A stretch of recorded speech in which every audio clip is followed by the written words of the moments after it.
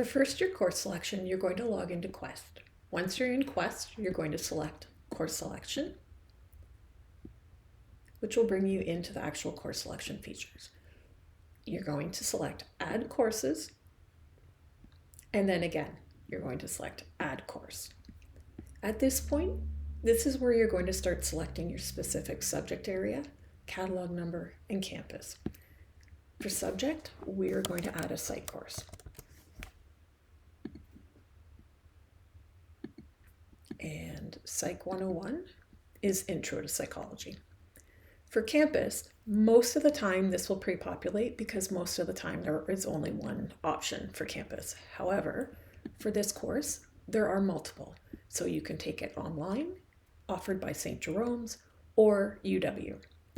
So for this instance, we're going to select UW. Click Continue. This screen is asking for an alternate class option. What this means is that if your first choice section fills up, the system's going to automatically try slotting you into your second choice.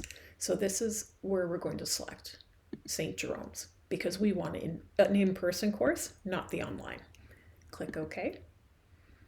At this point, now we want to set the priority for our course. Priority ranks your courses 1 to 5, 1 being the most important, 5 being the least important. For this situation, because psych is going to be one of our prospective majors, we're going to select priority 1, meaning it's the most important course for us. We're going to add another course. So this time we're going to add an English course. Course catalog number 101A, which is Intro Literary Studies.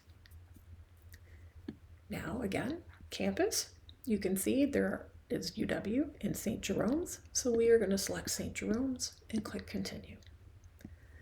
Alternate class option, we'll say the main campus.